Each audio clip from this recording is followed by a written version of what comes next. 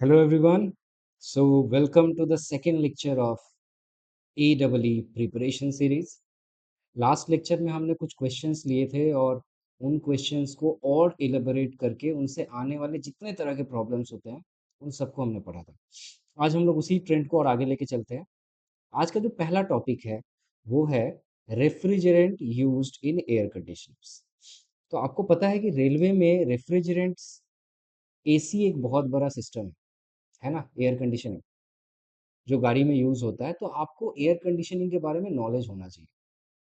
तो सब air conditioning में यूज होने वाला सबसे इंपॉर्टेंट चीज होता है वो है आपका रेफ्रिजरेंट। तो कितने तरह के रेफ्रिजरेंट हैं, जिसमें से कौन सा कहाँ यूज होता है, पहले कहाँ यूज होता था और अब कौन सा यूज होता है, किसको कहाँ अप्लाई करेंगे, ये नॉलेज थोड़ा बहुत हमें होना चाहिए। ओके। सो इस बेसिस पे यहाँ पर देखिए कुछ एक लिस्ट है रेफ्रिजरेंट का, जैसे R22 ये इसका कोड होता है। आपको ये कोड पता होना चाहिए। ठीक है। सो यहाँ पर जैसे हमने ले लिया R22। ठीक है। इसका केमिकल नेम नहीं पूछेगा, ये आपको रटने की जरूरत नहीं है। बस आप चाहो तो इसको दे सकते हो। इसको HCFC22 कहते हैं, दिस इज नॉट इम्पॉर्टेंट। हाँ, ये किस टाइप का है, HCFC है या HFC टाइप है, ये आप थोड़ा सा याद रखोगे केमिकली, क्योंकि इससे पता चलता है कि ये ग्लोबल वार्मिंग पे क्या इम्पेक्ट करेगा, या फिर ओजोन लेयर को कितना डिप्लीट करेगा। तो HCFC गैसेस जो होते हैं वो ओजोन लेयर को डिप्लीट करते हैं। HFC गैसेस कॉम्परेटिवली कम होते हैं। कार्बन डाइऑक्साइड एंड हाइड्रोकार्बन्स और भी बहुत कम होता है। ठीक है। सो ये जो R22 है ये पहले के ओल्ड विंडो या स्प्लिट एसी में यूज होता था, लेकिन इसको फेज आउट कर दिया गया। क्यों फेज आउट किया गया?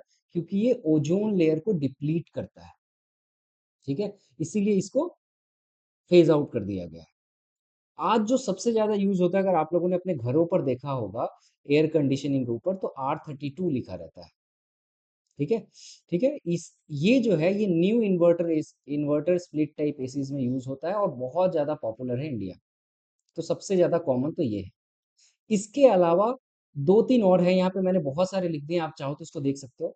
इसके अलावा ये जो नीचे दो गैसेस दिए गए हैं ये बहुत ज्यादा इंडस्ट्रियल एप्लीकेशंस में यूज होता है, लेकिन हाँ इसके लिए बहुत ज्यादा प्रिकॉशंस चाहिए।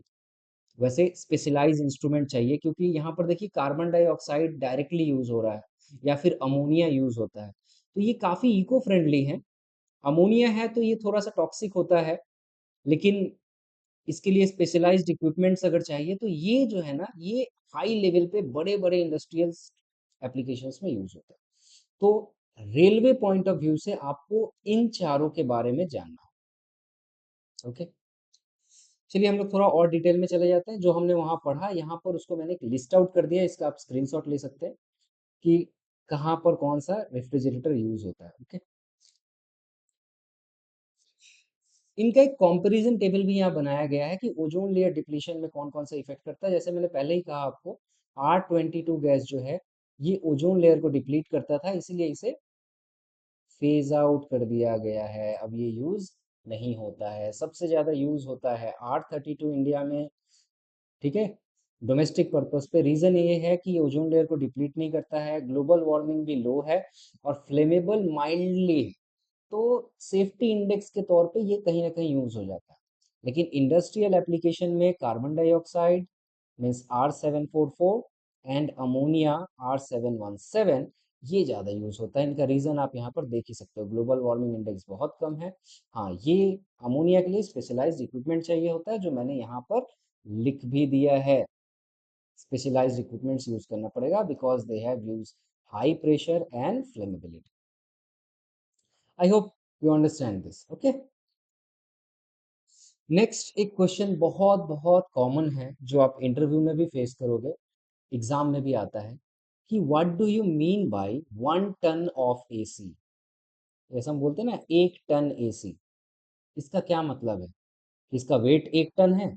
बिल्कुल नहीं। तो इसका मीनिंग क्या होता है? इसका मीनिंग इसके डेफिनेशन में है। सो देखो, a ton of refrigerator is defined as the rate of heat removal required to freeze 1 short ton का मतलब होता है 907 केजी या 2000 pound. of water at 0 degree Celsius into ice at 0 degree Celsius in 24 hours. साधारण भाषा में अगर कहें, the rate of heat removal require, किस रेट से हीट रिमूवल हमको चाहिए, सो दैट हमको फ्रीज करना है 1 टन वाटर को, मतलब 907 केजी ऑफ वाटर को 0 डिग्री में पहले से है वाटर फॉर्म में, उसको आइस फॉर्म में कन्वर्ट करना है। मतलब मुझे यहाँ लैटेंट हीट के बारे में पूछा जा रहा है कि लैटेंट हीट का रिमूवल का रेट कितना हो कि 24 घंटे में 907 केजी वाटर जो 0 डिग्री सेल्सियस पर है वो आइस में कन्वर्ट हो जाए। बात मेरी समझ में आई?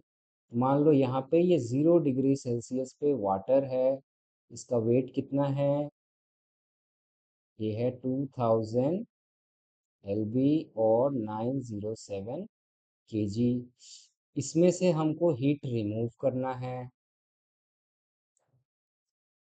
इन 24 आवर, सो दैट ये जो वाटर था अब ये आइस में कन्वर्ट हो जाएगा एट 0 डिग्री सेल्सियस। तो ये जो हीट रिमूवल मुझे चाहिए, इसी रेट को हम लोग कहते हैं 1 टन AC का रेट। ठीक है, इसका जो करस्पॉन्डेंस आपको पता होना चाहिए वो ये होना चाहिए कि 1 टन AC मतलब 12,000 BTU per hour, British thermal unit per hour, 12,000 BTU per hour, ये आपको याद रखना है। इसको अगर आप किलोवाट में कन्वर्ट करोगे तो वो होगा 3.517 किलोवाट। 3.5 अप्रोक्स, इसे हम थंब रूल में याद रखते हैं, 3.5 किलोवाट, थंब रूल याद रखिए। और अगर इसको आप रेट में बोलोगे तो ये होगा 211 किलो जूल पर मिनट। ठीक है, इसका जो फॉर्मूला होता है वो ये होता है BTU per R is equal to TR into 1000। इसका ये मतलब है, अगर मान लो आपको पता करना है कि 2 टन AC का रेट क्या होगा, ठीक है, 1 टन के लिए, जैसे 1 टन AC, तो 1 टन AC के लिए BTU per R is equal to TR बोल रहा है, ये TR की जगह आप क्या बैठा दो, 1 बैठा दो, 12,000, तो ये आंसर ये आ जाएगा।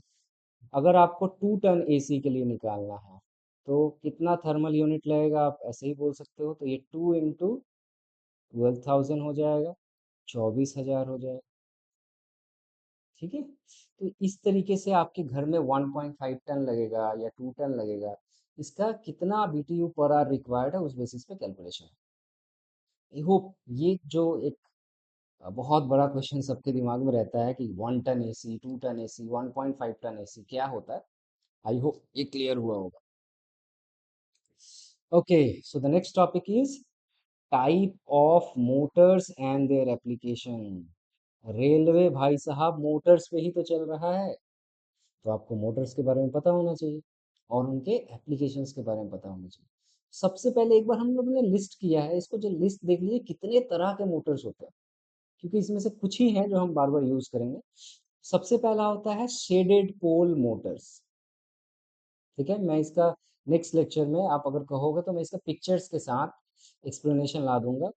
मुझे ये मैंने प्रिज्यूम किया है कि आपको मोटर्स के बारे में नॉलेज है, आप मुझे कमेंट कीजिए, मैं इसके पिक्चर्स के साथ साथ मैं आपको बताऊंगा कि किस तरह का होता है, डिफरेंट एप्लीकेशंस क्या क्या है, कि इसका फॉर्मेशन कैसे होता है, डिटेल में इसका एक लेक्चर हो सकता है। ये शेडेड पोल मोटर कहाँ यूज होता है, ये जनरली एग्जॉस्ट फैंस में, स्मॉल ब्लोअर्स में और टॉयज में यूज होता है।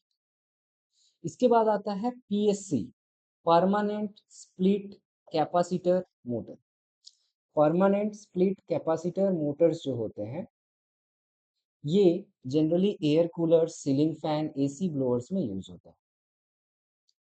ठीक है, कैपेसिटर स्टार्ट मोटर, ये जनरली वाटर पंप्स में, कंप्रेसर्स में इस्तेमाल होता है। Capacitor start capacitor run motor, this is very important name, बहुत बार पूछा जाता है CSCR मोटर का क्या मतलब होता है। Capacitor start capacitor run motor ये रेफ्रिजरेटर में और AC के कंप्रेसर में यूज होता है और ये रेलवेज में बहुत ज़्यादा यूज होता है। इसके बाद एक होता है यूनिवर्सल मोटर। यूनिवर्सल मोटर जो होता है ये आपका नाम से ही आपको समझ में आ रहा है, कि ये बेसिक कहाँ कहाँ पर्पस होता है। होम अप्लायंसेज में सबसे ज़्यादा यूज होता है, जैसे मिक्सर, ड्रिलर, वैक्यूम क्लीनर्स वगैरह। Three phase squirrel cage motor. अब हम आ रहे हैं रेलवेज में बड़े बड़े मोटर्स के बारे में। Three phase squirrel cage motor, ये पंप्स में, लार्ज पंप्स में, कॉम्प्रेशर्स में, कॉन्वेयर्स में यूज होता है। Slip ring induction motor, cranes में, होइस्ट में, ठीक है, क्रूजर में, इन सब चीज़ों में यूज होता है। और भी बहुत सारे रेलवेज के एप्लीकेशन हैं, हम लोग बाद में देखेंगे। Slip ring induction motor, three phase squirrel cage motor, बार बार सुनना पड़ेगा। Synchronous motor, power factor correction के तौर पे पूछा जाता है बहुत बार एग्जाम में, कौन सा मोटर इस्तेमाल होता है? Synchronous motor, power factor correction के लिए, और लार्ज कंप्रेशन में यूज होता है। और ये नाम तो आजकल हर बच्चा बच्चा जानता है, बीएलडीसी। घर में बीएलडीसी पंखा आ गया, सबको पता है इसका फुल फॉर्म क्या है। तो मुझे कमेंट में करके बताओ, देखो कितने लोगों को पता है। और साथ ही ये मुझे बताना कि ये बिजली कम क्यों खाता है, ये कमेंट में करो, ओके। तो मैंने यहाँ दो क्वेश्चन दिए। क्वेश्चन वन, बीएलडीसी का फुल फॉर्म बताना, और why it consume less electricity.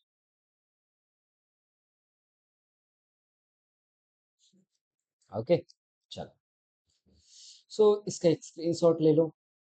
जो चीज़ें हमने वहाँ लिखी है वो यहाँ रीज़न के साथ मैंने दे दिया कि क्यों यूज़ होता है, क्यों नहीं होता है। You can just screenshot it and इस पे एक बार जस्ट देख सकते हो आप। वही चीज़ें हैं। रेलवेज एप्लीकेशन हमारे लिए इम्पोर्टेंट, ठीक है, ये हमारे लिए इम्पोर्टेंट। रेलवे एप्लीकेशंस क्या क्या हैं? मेजरली वाटर पंप्स हैं, फायर पंप्स हैं, टनल वेंटिलेशन फैंस हैं। टनल वेंटिलेशन फैन अगर किसी को नहीं पता तो मैं बता दूं कि जहाँ पर टनल्स है, टनल अंडरग्राउंड स्टेशंस है, वहाँ पर टनल्स में स्पेशलाइज्ड फैन रहता है जो कि फायर कंडीशन पे सिर्फ ऑपरेट होता है। अगर आग लग जाए टनल में तो स्मोक को बाहर निकालने के लिए या हवा को अंदर ब्लो करने के लिए इस्तेमाल किया जाता है। HVAC चिलर्स, HVAC का फुल फॉर्म होता है heating ventilation air conditioning. Heating भी कर सकते हैं, वेंटिलेशन भी कर सकते हैं, एयर कंडीशनिंग भी कर सकते हैं। तो इस चिलर्स वगैरह में क्या यूज होता है? एस्केलेटर्स एंड लिफ्ट, ये सबको पता है। तो कहाँ पर कौन सा मैग्नेट, कौन सा मोटर यूज होता है, इंपॉर्टेंट है। वाटर पंप्स जो है, यहाँ पे three phase squirrel cage motor इस्तेमाल होता है, जहाँ बड़े बड़े पंप्स के बारे में हम लोग बात कर रहे हैं। फायर पंप्स भी three phase induction motor basically use होता है। टनल वेंटिलेशन सिस्टम में थ्री फेज इंडक्शन मोटर होता है, लेकिन इसको स्टार्टर के तौर पे हमें वीएफडी ही चाहिए, अदरवाइज ये स्टार्ट नहीं होगा, ठीक है। मतलब इन जनरल मैंने वीएफडी पहले भी फर्स्ट लेक्चर में आपको बताया कि VFD is the most advanced form of starter nowadays. जितने बड़े बड़े एप्लीकेशंस हैं वहाँ वीएफडी यूज होता है। एचवीएसी चिलर्स में स्क्वायरल केज मोटर होता है, यहाँ भी आप वीएफडी लगा दो, वीएफडी ही इस्तेमाल होता है, ठीक है। फायर पंप्स में भी या तो सॉफ्ट स्टार्टर यूज होता है, और हम लोग तो जहाँ यूज करते हैं वहाँ वीएफडी यूज करते हैं। छोटा हो या बड़ा हो, VFD is the best advanced model. Escalator के लिए three phase induction motor with VFD. And lifts के लिए दो मोटर होते हैं, थ्री फेज इंडक्शन मोटर, और पीएमएसएम भी यूज होता है, परमानेंट मैग्नेट, ठीक है, स्क्वायरल केज मोटर यूज होता है। परमानेंट मैग्नेट्स लिफ्ट्स के लिए काफ़ी इंपॉर्टेंट है। कुछ कंपनियां हैं जैसे ओटिस, काफ़ी फेमस कंपनी है, ये permanent magnet type motors use करती है। और बहुत सारी कंपनियां हैं जो three phase induction motor use करती है। So just go ahead, watch it. Okay, so आज का last topic, permissible voltage variation. Low voltage में, मीडियम वोल्टेज में, हाई वोल्टेज में या एक्स्ट्रा हाई वोल्टेज में कितना परसेंट वेरिएशन अलाउड है? रेलवे इंजीनियर्स को इसमें बिल्कुल भी दिमाग लगाने की जरूरत नहीं, क्योंकि हम यहाँ तक ही इस्तेमाल करते हैं। 33 kV से ज़्यादा रेलवे में कहीं इस्तेमाल नहीं होता है, ठीक है। ये पावर सिस्टम में लोग यूज़ कर सकते हैं, बट हम में आने लिए ये इंपॉर्टेंट है। और ये सारा आंसर एक ही है, तो थंब रूल से आप इसको याद रख लेना कि 6% प्लस और minus permissible variation in voltage allowable है। नॉलेज के लिए आप एक्स्ट्रा हाई वोल्टेज के लिए याद रखना, 10% प्लस में और -12.5% माइनस में अलाउड है, ठीक है। और हाँ, ये रेंज याद रखना, आपको तो पता है, मैंने फर्स्ट लेक्चर में बताया कि लो वोल्टेज 250 वोल्ट तक होता है। 250 से 650 वोल्ट मीडियम वोल्टेज होता है। 650 से 33 किलो वोल्ट, इसके बीच में 11 किलो वोल्ट का एक रेंज आता है। वो सब क्या है, हाई वोल्टेज है। और extra high voltage 33 kilo volt से ज़्यादा होता है। ये जो मैंने रेंज बताया 6% का, अगर आपको प्लस और माइनस करोगे तो ये कम आउट होगा, इसको आप देख सकते हो। ठीक है, 33 kV से ज़्यादा में आप प्लस में देख सकते हो कि प्लस में यहाँ पर 10% होता है, और माइनस में -12.5% तक ले सकते हैं।